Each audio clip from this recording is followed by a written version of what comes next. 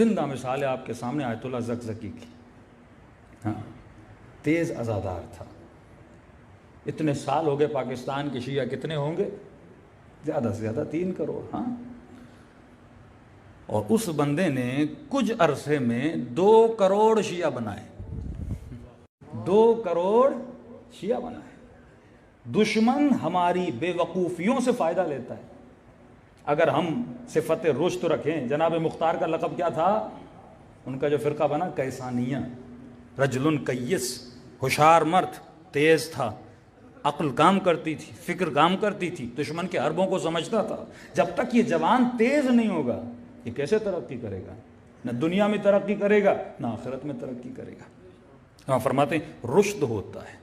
جب رشد ہونا تو آپ کبھی ہدف کو فراموش نہیں کرتے. کل میں نے مثال دی تھی کہ بندہ ہوٹل میں گیا اور ہوٹل میں مصروف ہو گیا، بھول گیا کہ میں کس مقصد کے لیے آیا تھا. زیارت کے لیے آیا تھا.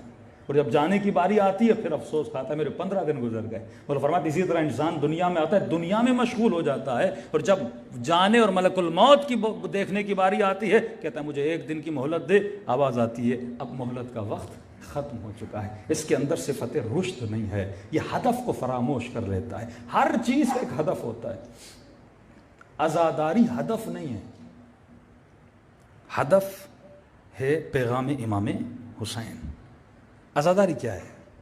یہ ٹول ہے، یہ ابزار ہے. ہاں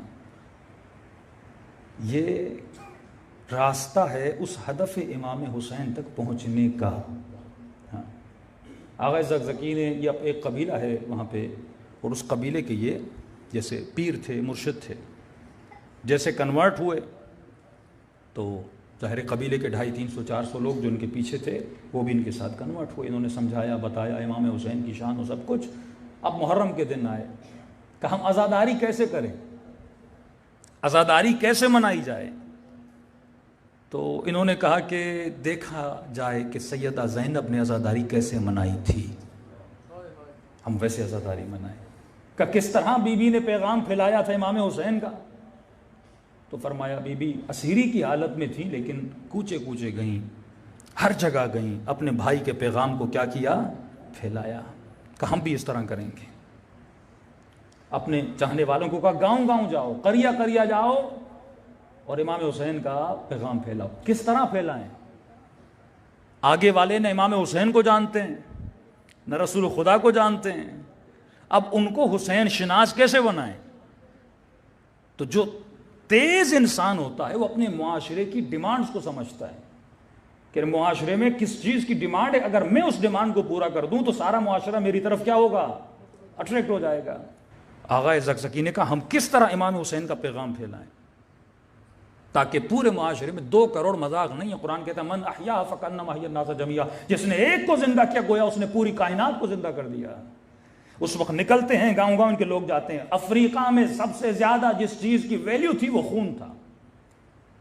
$200 $300 ایک خون کی بوٹل ملتی تھی. مریض تھے لوگ تھیلیسمیا کے مختلف، خون کی بڑی ضرورت تھی. انہوں نے اپنے 200-250 لوگوں کو کہا کہ گاؤں گاؤں جاؤ 10-10 ہو کے اور گلی کوچوں میں اعلان کرو جسے خون چاہیے ہم خون دینے کے لیے تیار ہیں. لوگ پریشان ہوئے، خون اتنا مہنگا اور یہ اپنا خون دینے آئے ہیں. اور لوگوں نے پوچھا کیوں خون دے رہے ہو؟ کہا اس کیوں کا جواب آؤ ہم تجھے بتاتے ہیں. پہلے آغا زکزکی نے مجلس کا ماحول بنا دیا تھا. ہاں اب مجمع مولا حسین کے لیے نہیں آیا تھا، خون کے لیے آیا تھا. خون بنا ٹول، ابزار. ہدف کیا بنا؟ کہ مجمع کو جمع کیا جائے.